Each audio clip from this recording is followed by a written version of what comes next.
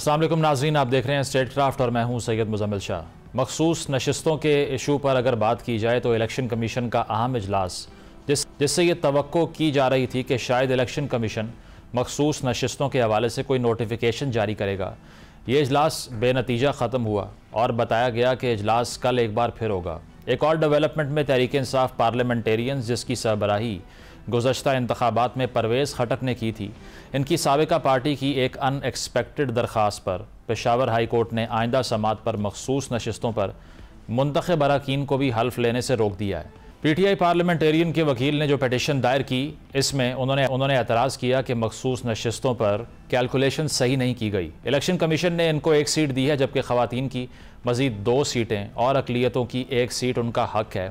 अब सितम ज़रीफ़ी यहाँ पर यह है कि PTI पार्लियामेंटेरियन की इस वक्त KP असम्बली में 2 सीटें हैं और वो आइनी बेंच के मखसूस नशिस्तों के फ़ैसले के बाद मज़ीद 4 नशिस्तों की डिमांड कर रही है।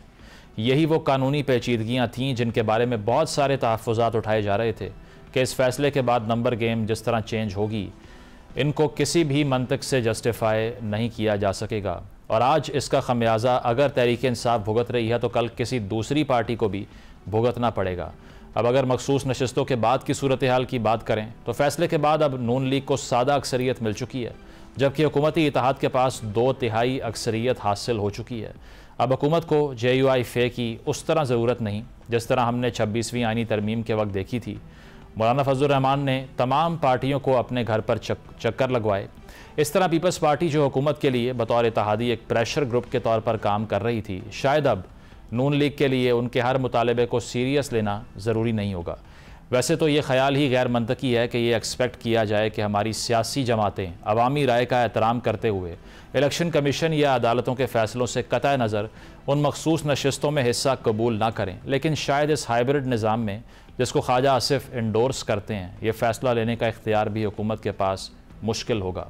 इसी मौजू पर गुफ्तगू का आगाज़ करते हैं। पिल्लेट के सरबरा अहमद बिलाल महबूब साहब हमें ज्वाइन कर रहे हैं। बहुत शुक्रिया अहमद साहब आपके वक्त का। मखसूस नशिस्तों के हवाले से जो फ़ैसला हमने देखा है, तनकीद भी की जा रही है इस पर सियासी पार्टियों की तरफ से, और नंबर गेम भी ख़ासा चेंज हो गया है। हुकूमती जमात जो है वो अक्सरियत, सादा अक्सरियत कह सकते हैं कि अटेन की पहले, और उसके बाद में अगर अलायंस की बात करें तो 2/3 अक्सरियत उनको मिल चुकी है।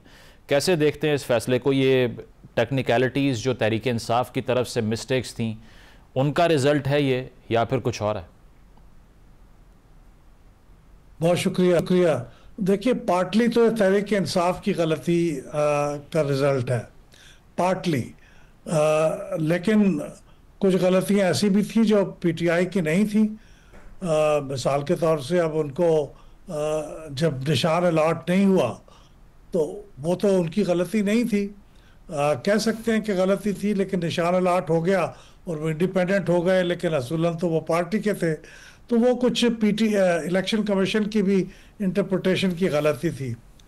लेकिन 2 बड़े असल में एक लीगल स्कूल ऑफ थॉट्स हैं इसके अंदर। एक स्कूल ऑफ थॉट तो ये है कि ये जो छोटी छोटी टेक्निकल गलतियां हुई हैं कानून के मामले में, आइन के मामले में, इसकी बुनियाद पे PTI को सीटों से डिनाई कर देना चाहिए।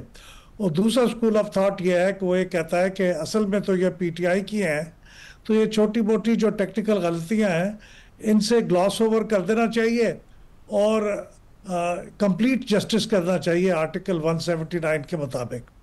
तो दूसरा जो स्कूल ऑफ थॉट था कंप्लीट जस्टिस वाला, उसने तो 12 जुलाई 2024 में फैसला दिया था। उसमें PTI को सब नशिस्तें तकरीबन मिल गई थी। लेकिन जो दूसरा स्कूल ऑफ थॉट है जो चाहता है कि नहीं, कानून और आइन में जो शिकवार चीज़ें लिखी हैं उनके ऊपर अमल हो, तो उसके मुताबिक फिर ये रिव्यू पिटीशन में PTI को रिजर्व सीटें डिनाई हो गई।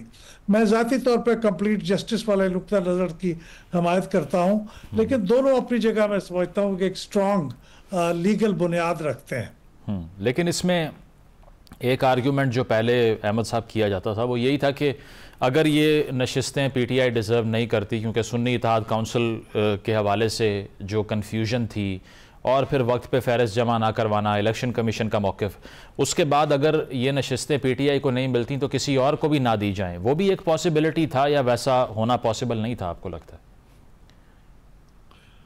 अगरचे इलेक्शन कमीशन के जो 5 मेंबर थे उनमें से एक की राय यही थी कि ये बकिया नशिस्तें, ये नशिस्तें पीटीआई को तो नहीं दी जा सकती, लेकिन ये दूसरी पार्टियों को भी ना दी जाएं।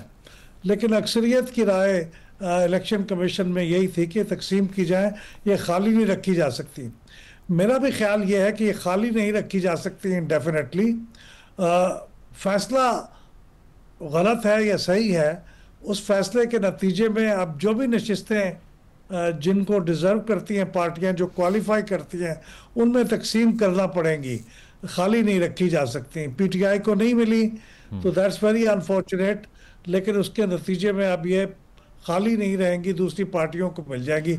मैं भी इस राय से मुत्तफिक हूँ। और ये एविडेंट है कि इसके बाद पीटीआई इस फैसले को चैलेंज नहीं कर सकती, या कोई और उनके पास लीगल गेटवे नहीं है इसको चैलेंज करने का? देखिए, एक तो इनडायरेक्ट गेटवे है जो ऑलरेडी चैलेंज है, वो है कि 26 कॉन्स्टिट्यूशनल अमेंडमेंट चैलेंज हुई हुई है।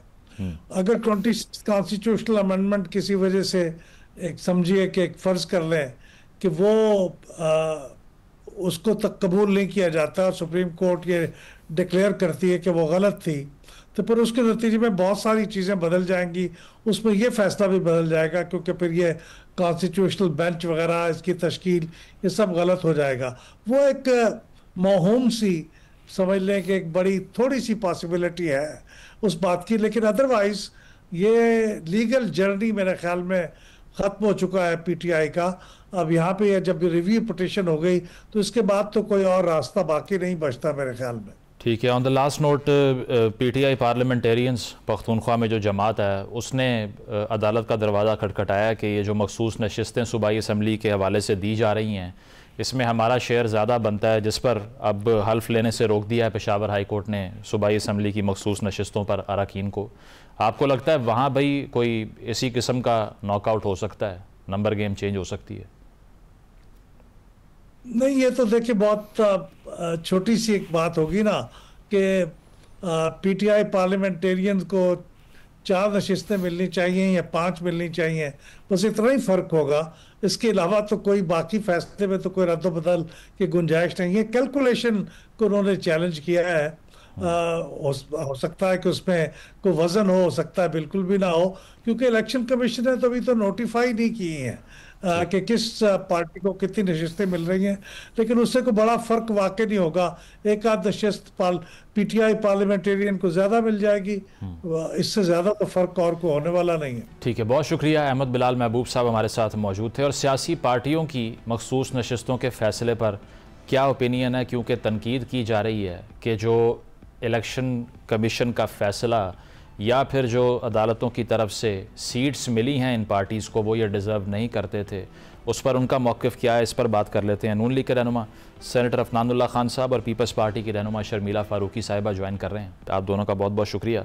शर्मिला साहिबा, आपसे आगाज़ करता हूँ। मखसूस नशिस्तों का जो फ़ैसला हमने देखा ओवर द वीकेंड, इसके बाद अगर ये कहा जाए कि जो सीट्स डिज़र्व नहीं करती थी दीगर पार्टीज़, वो उनको मिल गई, और ये भी हम कह सकते हैं कि चलें तहरीक इंसाफ की तरफ से टेक्निकल मिस्टेक्स की गई, सुन्नी इत्तेहाद काउंसिल का जो प्लेटफॉर्म था, एक आर्गूमेंट ये डेवलप हो गया कि दरअसल उन्होंने अपनी पार्टी के सिंबल से इलेक्शन नहीं लड़ा और उनका कोई जो मेंबर था वो इलेक्ट हो नहीं पाया, इसीलिए वो सीट्स डिज़र्व नहीं करते थे।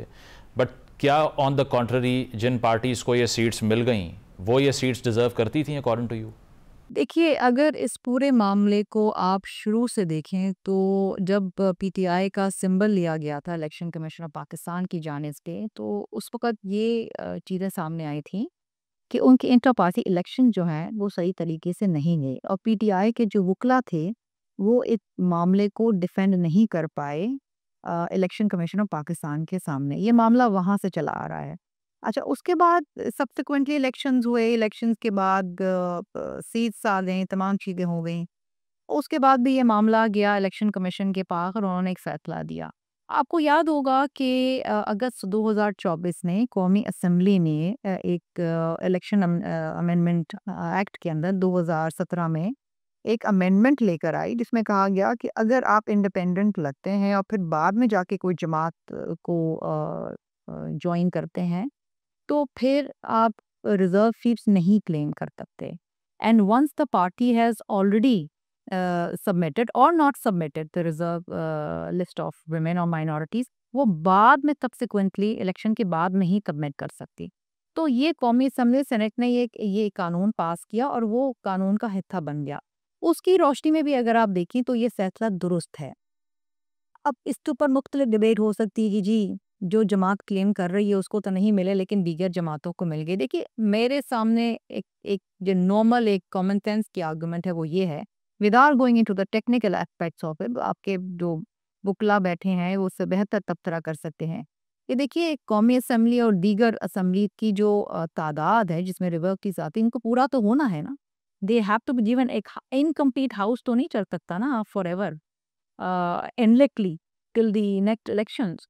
तो बेहतर ये है कि आप लोगों को अकोमोडेट करें और लोगों को चाहते हैं कि वो असम्बली के अंदर आए।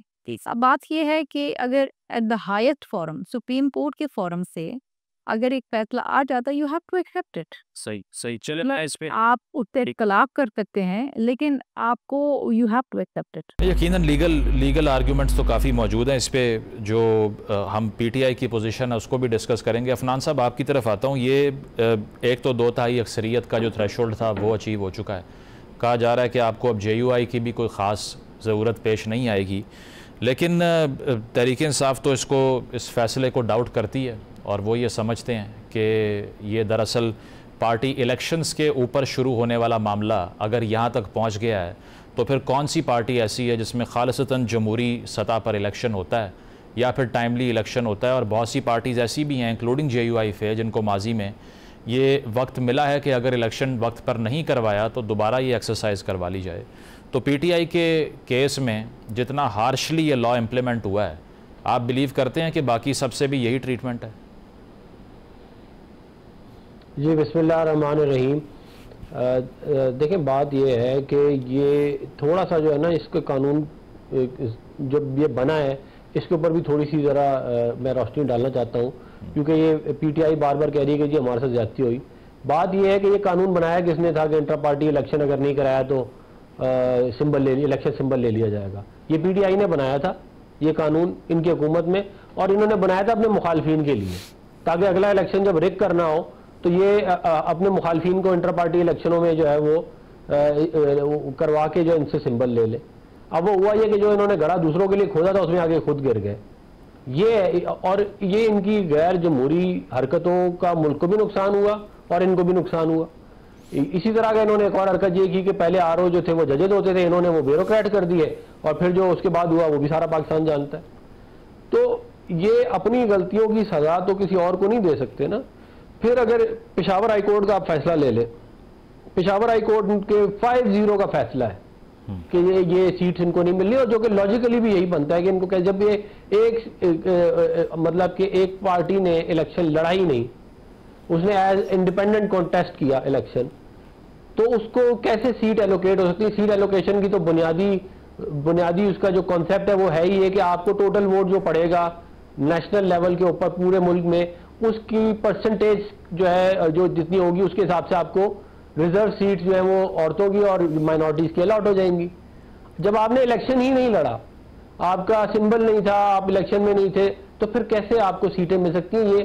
ये कॉन्स्टिट्यूशनल बेंच के अंदर बहुत बड़े बड़े जजेज हैं जिन्होंने इसके ऊपर फैसला दिया। पेशावर हाई कोर्ट में भी 5-0 से फैसला आ चुका था। ये तो बीच में इन्होंने PTI ने जैसे पहले हाईजैक कर लिया था सुप्रीम कोर्ट को, वो पैनामा वाले केस के अंदर, वो RTS वाले मामले में और बहुत सारे मामलात में, ये 5-6 साल इन्होंने एक पूरी की पूरी सहूलतकारी वहां पे चलती रही है। अब वो सहूलतकारी खत्म हो चुकी है और इस बात की इनको तकलीफ है। पहले तो जो मर्जी करते थे और उसके बाद सुप्रीम कोर्ट से जाकर रिलीफ ले लेते थे। हम सब ने देखा किसने गुड टू सी यू इनको कहा, किसने जो है वो इनको कहा कि आप फिक्र ना करें हम आपका केस खुद लड़ रहे हैं, कौन से जज ने वाली अल्फाज जो है इनके लिए कहे। तो ये तमाम इन्होंने पूरे निज़ाम को तबाह बर्बाद करके ये खुद ताकत में आए, इस मुल्क के अदालती निज़ाम को तबाह बर्बाद किया, इस मुल्क के इलेक्शन के कानून की धज्जियां उड़ाई और उसके बाद अपने इक़्तिदार को तोल देने के लिए और उल्टी सीधे काम किया और वो इवेंचुअली इनके गले पड़ गए। ये हुआ है सारा मामला। ठीक है, प्रोग्राम में एक ब्रेक शामिल करते हैं, ब्रेक के बाद वापस आएंगे। Stay with us.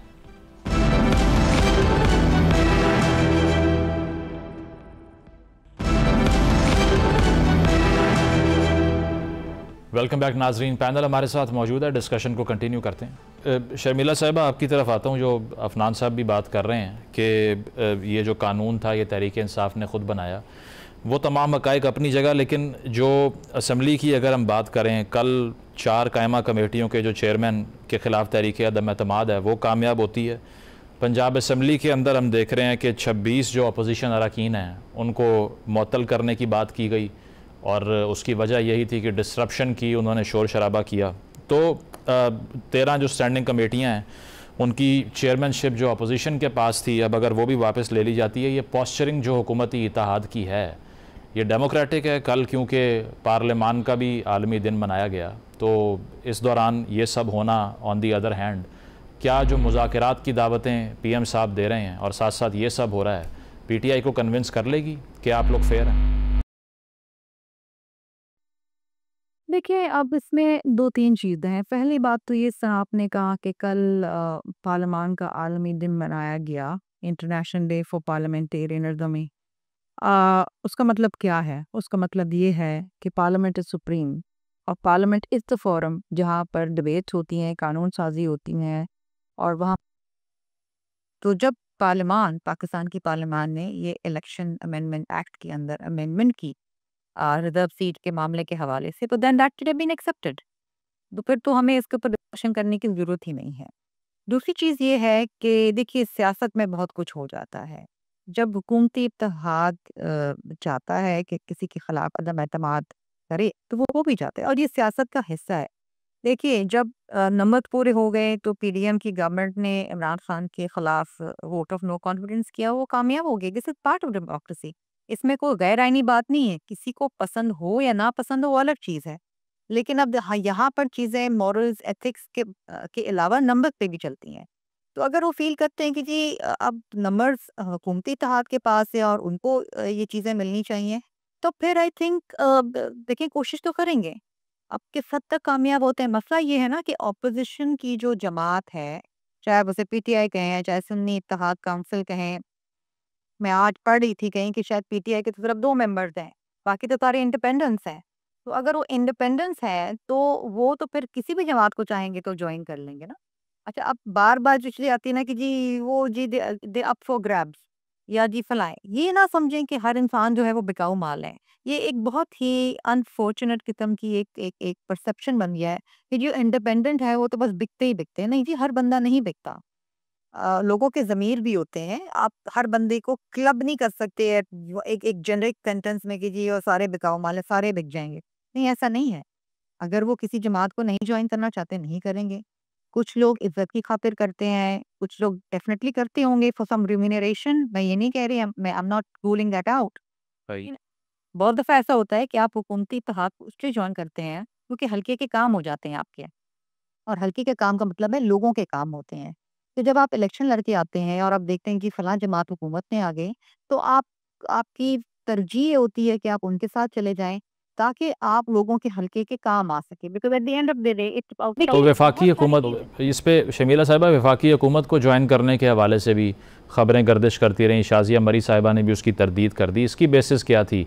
कोई ऐसा प्लान है under consideration after this change in the house? I think this is just Islamabad gossip. जब हम वहाँ बैठे होते हैं सेशन में, बहुत सारी क़यास कराइयाँ चल रही होती हैं। कुछ लोग कहते हैं मीडिया में पता चला ये हो रहा है, फलां हो रहा है, लेकिन ऐसा होता नहीं है। अगर कभी होगा तो डेफ़िनेटली पार्टी के लोगों को एतमाद में लिया जाएगा, और मैं पीपल्स पार्टी का ज़रूर ये बता दूँ, ये हर जो फ़ैसला होता है वो सीसी के अंदर जाता है। वहाँ पर डिलिब्रेशन होती है और सीसी जो फ़ैसला करती है फिर वो ठीक है, पॉइंट आ गया। अफनान साहब, ये एक तो ये जो यौम पार्लियामान के हवाले से मैं बात कर रहा था, इसके कॉन्टेक्स्ट में ख्वाजा आसिफ साहब का स्टेटमेंट काफ़ी उस पर तनकीद हो रही है, जो उन्होंने कहा कि हाइब्रिड निज़ाम जो है वो कामयाबियाँ समेट रहा है। तो एक तो वो स्टेटमेंट, और दूसरी तरफ ये जो 26 अपोजिशन अरकान है पंजाब असम्बली के, इनको मुअत्तल कर देना, हाई हैंडेडनेस महसूस होता है, तासुर तो यही आ रहा है। तो इस पर क्या जवाब होगा आपका? देखिए, जो ये पंजाब असम्बली के मामलात हैं, उसके ऊपर तो ज़ाहिर है ये वहाँ पे बदतमीज़ी अगर ये ना करें और जो हाउस बिजनेसेस को चलने दें और तमीज़ के दायरे में रह के तनकीद भी करें, तकारीर भी करें, तो कोई मसला नहीं है। ये वहाँ पे जो है वो बाकायदा हुल्लड़बाजी होती है, तो फिर ज़रा जो स्पीकर हैं या जो भी वहाँ पे जो मामलात हैं उनको ज़रा देखना होता है उसके हिसाब से, ताकि ये काम मतलब कि ना हो, इसलिए ये उनको किया गया। मेरा ख्याल है अभी भी हम ये समझ, हम एक जमहूरी पार्टी हैं, हम बिल्कुल नहीं चाहते कि इस तरह किसी की भी मेंबरशिप को जो है वो सस्पेंड किया जाए। तो बेहतर ये है कि ये अपना रवैये को भी देख लें कि ऐसे रवैये ना रखें जिसकी वजह से ऐसे मामलात होते हों। जहाँ तक देखें हाइब्रिड निज़ाम की बात रहेगी, इस पर बहुत दफ़ा बात हुई है, ख्वाजा साहब ने कहा है तो उनकी बातें जो है वो सर आँखों पे, मगर आईने पाकिस्तान के अंदर देखें, हमने तो आईने पाकिस्तान के हिसाब से चलना है जी। अगर आईने पाकिस्तान के अंदर एक चीज़ की इजाज़त है तो ठीक है, अगर नहीं है तो फिर हार्ड कंट्री तो हम नहीं बन सकते ना। हार्ड कंट्री बनने के लिए तो फिर तो आईने पाकिस्तान के हिसाब से चलना पड़ेगा। नहीं तो अगर इजाज़त नहीं है और उसके बावजूद सिटिंग डिफेंस मिनिस्टर ऐसा स्टेटमेंट देते हैं तो सारी पार्टी कलेक्टिवली एग्री करती है, उनके बयान के पीछे खड़ी है? नहीं देखें बात मैंने मतलब कि आपको बता दी है पूरी, वो उन्होंने उनकी राय है, मैं उनकी राय की बड़ी रिस्पेक्ट करता हूँ, लेकिन मैं तो यही कहूँगा कि देखें मैंने तो आइन से वफादारी का ओथ लिया हुआ है और मैं अपने ओथ को बहुत सीरियसली लेता हूँ, तो मैं तो जो है वो यही बात करूँगा जो मैंने आपसे पहले की है। ठीक है शर्मिला साहिबा, ये एक तो इसी पर कमेंट कर दीजिए, ये जो हाइब्रिड निज़ाम के हवाले से उन्होंने बात की, और दूसरा वज़ीर आज़म साहब अब भी ये कह रहे हैं कि बातचीत करें, तहरीक इंसाफ के चेयरमैन को यही ऑफ़र की गई है कि बात कर लें हमारे साथ। जब कहा यह जाता है कि पीटीआई की जो लीडरशिप है वो कॉम्प्रोमाइज़्ड है, अब अलीमा खान साहिबा ने यह भी कह दिया कि माइनस करने की कोशिश हो रही है, खान साहब को पूछे बगैर बजट पास करवा दिया पख्तूनख्वा असम्बली का, तो ये कोशिशें फिर कौन कर रहा है? मुज़ाकरात की ऑफ़र्स भी साथ साथ हो रही हैं, ये कन्फ्यूजन है। देखिए, 2 चीज़ें हैं। पहली चीज़ तो ये है कि हुकूमत वक़्त हमेशा काम होता है कि अपोज़िशन को एंगेज रखे एक अच्छी वर्किंग रिलेशनशिप में। वो आई थिंक ये हुकूमत शुरू दिन से कर रही है। आपको याद होगा कि स्पीकर साहब की सरबराही में एक कमेटी भी बनाई थी हुकूमती इत्तेहाद की और अपोज़िशन की। उसकी 2-3 नशिस्तें हुईं और उसके बाद पीटीआई भाग गई। अच्छा, that was very, very unfortunate. शायद उसमें एक मीडिएशन करके अगर इनकी नीयत होती मीडिएशन करने की, तो शायद कहीं न कहीं पर मुज़ाकरात हल हो जाते, तय हो जाते, लेकिन पीटीआई की कभी भी नीयत नहीं रही क्योंकि वो सियासी जमातों से बात ही नहीं करना चाहते। वो बात करना चाहते हैं एस्टेब्लिशमेंट से, वो आना चाहते हैं दोबारा से एस्टेब्लिशमेंट के कंधों पे चढ़ के इक़्तिदार में। उनके लिए और कोई चीज़ मैटर नहीं करती। Democracy doesn't matter to them, public service doesn't matter to them, और किसी किस्म की कोई भी जो एक लीगल, मॉरल, एथिकल प्रोसेस है to be in the parliament to serve the people, वो इनके लिए मायने नहीं रखता है। वो तो मैंने बहैसियत एक मेंबर कौमी असम्बली में देख लिया है कि उनकी परफॉर्मेंस क्या रही है, and it is been very very difficult. Opposition का एक इंतहाई अहम किरदार होता है, बल्कि उनको तो एक शैडो बजट देना चाहिए था, ये इनका काम था। और उसके बरक्स पीपल्स पार्टी बैठी और पीपल्स पार्टी ने बहुत सारी चीज़ों के ऊपर नेगोशिएट किया गवर्नमेंट से कि जो बाकायदा लोगों को बराह रास्त अफेक्ट कर रही थी। तो बहैसियत हुकूमती इत्तेहादी हमने ही वो एक जिम्मेदारी निभाई, अपोजिशन ने नहीं निभाई। दूसरी ये है कि देखिए, पीटीआई अगर ये कहती है और इमरान खान की बहन ये कहती हैं कि उनको माइनस इमरान खान किया जा रहा है, तो फिर she might have credible news. हमें तो नहीं पता कि इनकी पार्टी के इंटरनल डायनामिक्स क्या हैं। मुझे तो आज तक एक चीज़ समझ नहीं आई कि इनकी जमात चला कौन रहा है। अलीमा खान चला रही हैं, बीबी बुशरा चला रही हैं, बैरिस्टर गौर चला रहे हैं, who is running the show?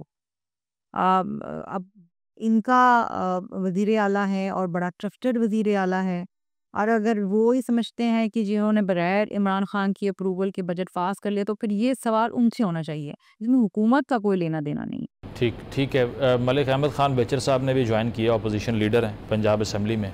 Malik साहब, एक तो ये जो अरकान की मअतली हुई है, इस पर अपना व्यू पॉइंट दे दें कि इस पर अब पार्टी का लाए अमल क्या होगा, और साथ साथ कहा जा रहा है कि स्टैंडिंग कमेटीज़ की जो चेयरमैनशिप है वो भी अब आपसे ले ली जाएगी, तो ग्राउंड तो वीक हो रही है पंजाब में भी फिर तहरीक इंसाफ की। जी, बात ये है जी कि अब देखें, बजट सेशन होता है और बजट सेशन में हमेशा अपोजिशन एहतजाज करती है, इससे बड़े बड़े एहतजाज हुए और स्पीकर साहब खुद चूँकि लॉ नोइंग हैं और उनको पता है, लेकिन उन पर दबाव पड़ा। हमने उनके ख्याल में जो मोहतरमा चीफ मिनिस्टर हैं उधर की, उसकी डेडलाइन क्रॉस की। तो मैं ये समझता हूँ कि इस वक्त जो हालात हैं वो ये हैं कि पंजाब में कमेटीज वापस ले लें, जिस तरह फस्तैयत और 47 की गवर्नमेंट है, वैसे कमेटीज का मैं आपको ये क्लियर कर दूं, ये सिंबॉलिकली होती हैं। इसमें ऑलरेडी जो गवर्नमेंट के मेंबरान होती है अक्सरियत उन्हीं की होती है इन कमेटीज में। तो मैं ये समझता हूँ कि कोई इसमें दूसरी राय नहीं है कि पंजाब में इस वक्त फस्तैयत है, और आप समझ लें कि उस वक्त वहाँ पे एक ऐसी खातून की हुकूमत है जो अपनी कारकर्दगी की बुनियाद पे नहीं, अपनी अब मैं इसको मैं क्लेरिफाई कर दूं कि अपनी कारकर्दगी की बुनियाद पे नहीं, अपनी डिक्टेटरशिप की बुनियाद पे वहाँ पे वो हुकूमत कर रही है। और उसके हमने एहतजाज किया, और एहतजाज में बड़ी अजीब बात है कि 26 मेंबर सस्पेंड हुए, 11 पे फाइन हुआ, और बाकी उनका जो भेज दिया गया अपना रेफरेंस भेज दिया गया। यानी ये बड़ी अजीब बात है, स्पीकर साहब रेफरेंस बना के भेज रहे हैं नाराबाजी पे। तो एक जिस तरह उधर तो एक समझ लें कि एक बादशाहत है और बादशाहत की हुकूमतूली या गुस्ताखी हुई है, तो उसमें ये सारे इकदाम उठाए जा रहे हैं। बायस्ड स्पीकर साहब अपने जो जितने भी उनके इकदाम हैं ये स्टेप ले रहे हैं, वो बायस्ड ले रहे हैं।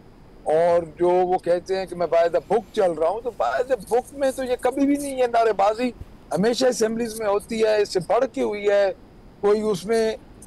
ये ज़रूर है कि आप ये देखें कि एक चीफ मिनिस्टर पाकिस्तान के सबसे बड़े सूबे की आई और अपोजिशन ने एक भरपूर एहतजाज किया, और अगर इस एहतजाज पे वो सस्पेंशन करते हैं तो करें उसको। उनको अगर ये अखलाकी तौर पे बेहतर लगता है, हम वैसे हम उनके जितने भी इकदाम है उनको चैलेंज करने जा रहे हैं। तो मेरा ख्याल है कि मैं ये समझता हूँ कि इस वक्त पंजाब में सूरत हाल सबसे बुरी है।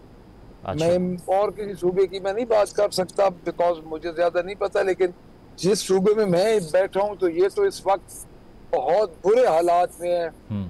तकरीबन इन्होंने 5335 अरब रुपए का बजट दिया, उसके बाद 1109 अरब रुपया जो इन्होंने डेवलपमेंट पे रखा, वो सरासर उसकी एलोकेशन देखें तो कहीं 10% है, कहीं 15% है, और 509 अरब रुपए का इन्होंने सप्लीमेंट्री बजट दिया। ठीक। यानी सप्लीमेंट्री बजट होते ही ब्यूरोक्रेसी का है, और अगर अखराजात बढ़े हैं तो सीएम हाउस के बढ़े हैं। 10 खरब रुपए का जो ऑडिटर जनरल पाकिस्तान की जो रिपोर्ट है वो आपके साथ। यानी आप देखें तो उधर 10 खरब रुपए का ऑडिटर जनरल पाकिस्तान ने जो एक पैरे बने हैं, और वो डेफिनेटली पब्लिक अकाउंट्स कमेटीज में भी आएंगे जी। तो इस कारकर्दगी की वजह से हमने एहतजाज किया और मोहतरमा ने एमपीएस को सस्पेंड करवा दिया, क्योंकि स्पीकर साहब दबाव नहीं उनका बर्दाश्त कर सके चीफ मिनिस्टर का, तो उन्होंने फौरन ही एक सस्पेंशन के ऑर्डर कर दी।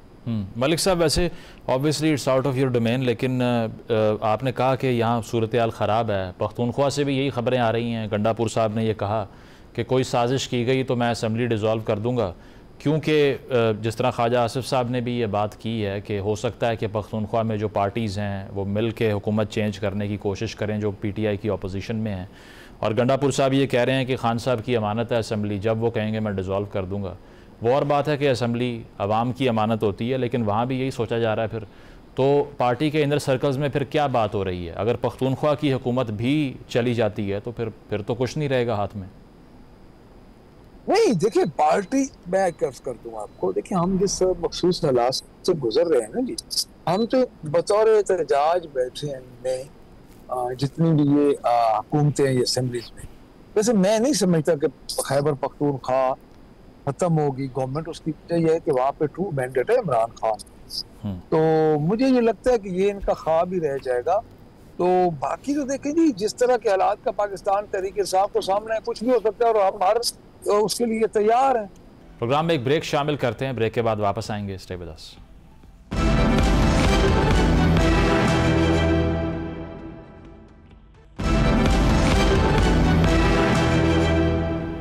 वेलकम बैक नाजरीन। पैनल हमारे साथ मौजूद है, डिस्कशन को कंटिन्यू करते हैं। अफनान साहब, शॉर्ट कमेंट फ्रॉम यू। ये ख्वाजा आसिफ साहब ने जो बात की है कि लग ये रहा है कि जो पीटीआई की अपोजिशन पार्टियां हैं वो हुकूमत तब्दील करने की कोशिश करेंगी, ये ख़बर है उनके पास और ये कहाँ से आ गई, और इसमें हुकूमत की भी क्या कोई लीड है जो उनको पहले से मालूम है कि ऐसा हो जाएगा, और गंडापुर साहब भी स्टेटमेंट्स दे रहे हैं इस तरह की?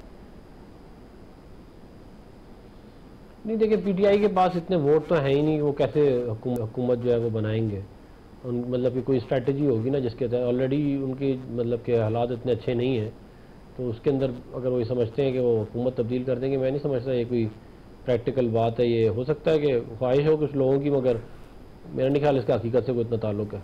नहीं, पख्तूनख्वा असम्बली की मैं बात कर रहा हूँ कि वहाँ गंडापुर साहब की हुकूमत जो है वो ख़तरे में, ख्वाजा आसिफ साहब कह रहे हैं। अच्छा, ये जी देखिए, वो इसकी वजह बुनियादी तौर के ऊपर ये है कि इनके बहुत सारे डिस्ग्रंटल्ड लॉ मेकर्स हैं, और क्योंकि टोटल अगर पीटीआई की सियासत को आप देखें तो वो अब ये रह गई है कि जी इमरान खान से मुलाकात हो जाए, इमरान खान साहब को ये मिल जाए, इमरान खान साहब का ये मसला हल हो जाए। अब इस तरह की कितने अरसे कोई सियासत चल सकती है? सियासत तो किसी नज़रिए के लिए होती है, अवामी मुफाद के लिए होती है। अगर आपकी टोटल सियासत का जो है वो रह यही जाए कि जी यहाँ पे मुझे ये मिल जाए, वहाँ मुझे वो दे दें, तो फिर उसके बाद ज़ाहिर है फिर पार्टी तो तितर बितर ही होगी, और वही उनकी तितर बितर ही होती हुई नज़र आ रही है। ठीक है। शर्मिला साहिबा, इसके अलावा जो कहा जाता था कि हुकूमत जो है वो हैविली रिलायंट है आपकी पार्टी पर because of the number game, अब आकर ये जो बात हो रही है कि पीपल्स पार्टी पर रिलायंस कम हो जाएगी, सादा अक्सरियत तो नून लीग को मिल गई है, तो इस पर पार्टी क्या सोचती है? देखिए जी, अगर सादा अक्सरियत पीएमएलएन के पास है, वो भी not on their own, oppose with JUI and MQM, लेकिन पीपल्स पार्टी का अपना एक इंतहाई अहम किरदार है। पीपल्स पार्टी की अपनी वर्थ है। We have 74 members in the house. अगर हम किसी वक्त भी जाएं और कहीं और चले जाएं तो अगेन हुकूमत के पास मसले खड़े हो सकते हैं। आई डोंट थिंक कि इतने अहम इत्तेहादी को इस नज़र से देखना चाहिए। अगेन, इस तरह मैंने कहा ना कि ये डिस्कशन में आएगा, बहुत सारी चीज़ें डिस्कशन में आती हैं, और ये this is local Islamabad gossip जो होती है।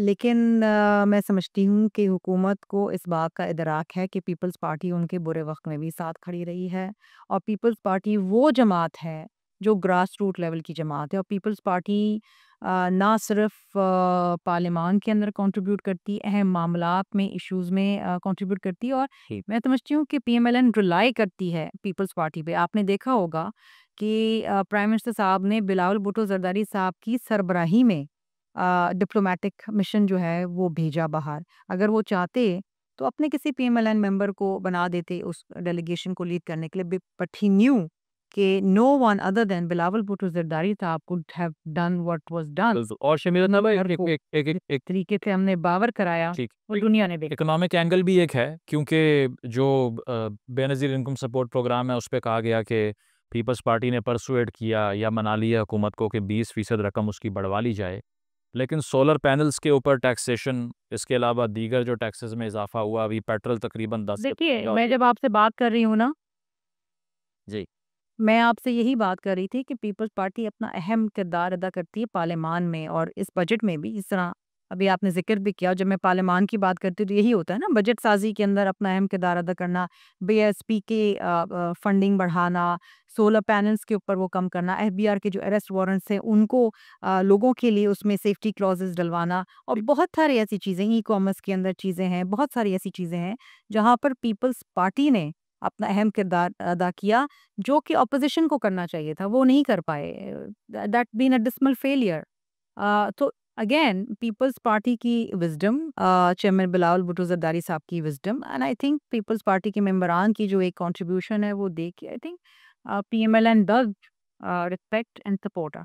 ठीक है अफनान साहब, फाइनली ये जो मुज़ाकरात की दावत अब हो रही है पीएम साहब की तरफ से, इसकी सीरियसनेस पर अगर हम सवाल करें तो अब अगर आपको लगता है कि नंबर भी आपका बढ़ गया है, तहरीक इंसाफ की जो अददी अक्सरियत बनने की एक उम्मीद ये थी कि वो कल को किसी एलाए को साथ मिला के वोट ऑफ नो कॉन्फिडेंस ले आएंगे, वो भी कार्ड जो है वो ख़त्म हो गया। तो अब ये जो पावरफुल पोजीशन से मुज़ाकरात की बात हो रही है, इसका ऑब्जेक्टिव क्या है, और ये सीरियस एफर्ट होगी या सिर्फ बयान की हद तक है? देखिए, हमने तो हमेशा बातचीत की बात की है, चाहे वो पिछली हुकूमत हो, पीडीएम की हुकूमत हो, उससे पहले अपोजिशन में जब हम थे तब हमने ये बात की, उससे पहले हुकूमत में थे तब ये बात की। हमने तो हमेशा डायलॉग की बात, चार्टर ऑफ डेमोक्रेसी की, चार्टर ऑफ इकॉनमी की बात की है, मगर ये तो उनकी तरफ से जो है वो हमेशा इसका आगे से अच्छी तरह जवाब नहीं दिया गया, बल्कि इसको हमारी कमज़ोरी समझा गया।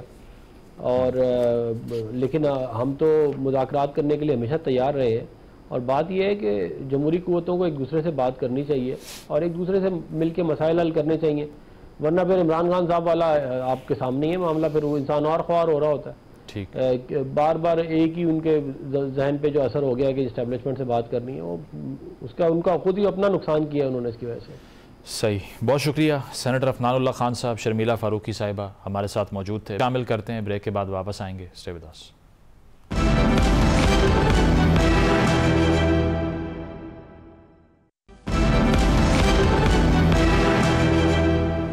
नाज़रीन, प्रोग्राम आपने मुलाहिज़ा किया, फीडबैक ज़रूर दीजिएगा। इजाज़त दीजिए, अल्लाह हाफ़िज़।